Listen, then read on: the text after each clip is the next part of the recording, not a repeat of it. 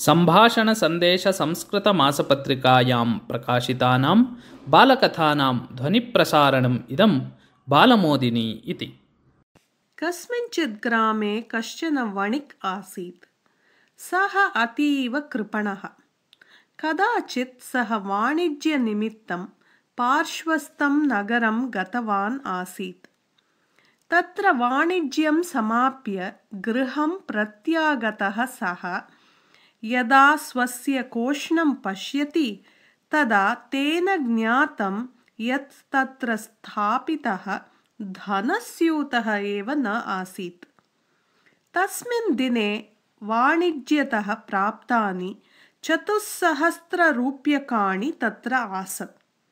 सः सम्यक् स्मृतवान् यत् ग्रामप्राप्तिपर्यन्तमपि कोशे सः धनस्यूतः आसीदेव इति।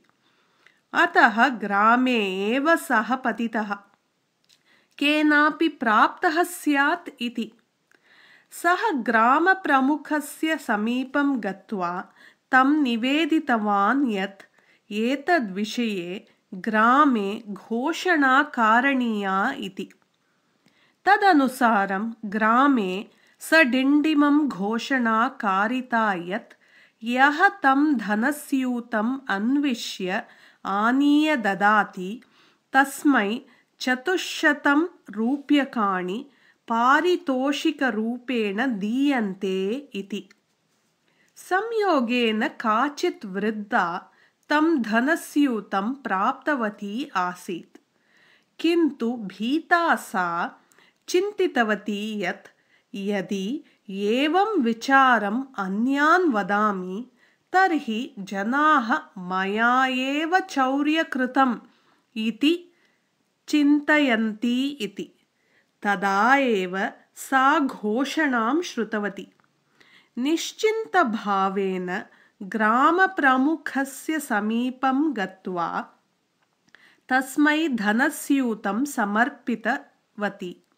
उक्तवती च यत् देवालयतः आगमनमार्गे मया एषः धनस्यूतः प्राप्तः। मया अत्र किमस्ति इत्यपि न दृष्टम्। घोषणां श्रुत्वा झटिति आगतवती अस्मि। एतस्य स्वामिने एतं ददातु इति। ग्रामप्रमुखः तस्याः सत्यनिष्ठया सन्तुष्टः अभवत्।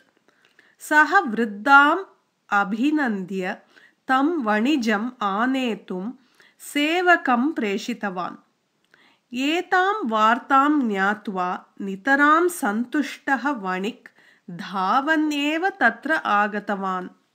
तस्मै स्यूतं समर्पयन् ग्रामप्रमुखः अवदत्, एषा महोदया धन्यवादार्हा। इदानीं भवदीयं कर्तव्यम् अस्ति यत् एतस्यै 400 रूप्यकाणि दातव्यानि इति। एतत् श्रुत्वा कृपणः चिन्तितवान्, मदीयं धनं प्राप्तमेव, तन्मध्ये 400 रूप्यकाणि कुतः दातव्यानि? केनापि उपायेन तानि अपि सञ्चिनोमि इति। तस्य मनसि एकः उपायः स्फुरितः। सः तं धनस्यूतम् उद्घाट्य सर्वेषां पुरतः धनं गणितवान्। अनन्तरम् उक्तवान् यत् अस्मिन् धनस्यूते 400+ रूप्यकाणि आसन्। इदानीं तु 400 रूप्यकाणि एव सन्ति। अवश्यम् एतया वृद्धया एव तानि रूप्यकाणि स्वीकृतानि सन्ति। उपायनराशिं सा स्वयमेव स्वीकृतवती अस्ति इति। वणिजः मिथ्यारोपेण हतप्रभा जाता वृद्धा। दुःखेन सा उक्तवती, भोः, नाहम् असत्यं वदामि, धनस्यूतः न मया उद्घाटितः। यदि तद्धनं चोरणीयम् इति मम इच्छा स्यात् तर्हि किमर्थम् अत्र आगत्य धनस्यूतं दद्याम् इति। ग्रामप्रमुखः ज्ञातवान् यत् अयं वणिक् न केवलं कृपणः अपि तु असत्यवादी शटः अपि इति।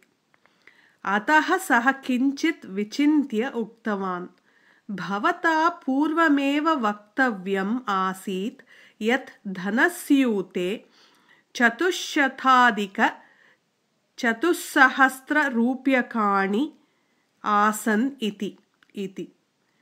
वणिक् उक्तवान्, अहं विस्मृतवान् तदा इति। एतत् श्रुत्वा ग्रामप्रमुखः क्रोधेन, एवं चेत् भवान् अस्य धनस्यूतस्य स्वामी नैव, अद्य एव ममापि धनस्यूतः नष्टः, तत्र तु 400 रूप्यकाणि एव आसन्, अतः एषः मम एव धनस्यूतः इति उक्त्वा तं धनस्यूतं स्वीकृतवान्।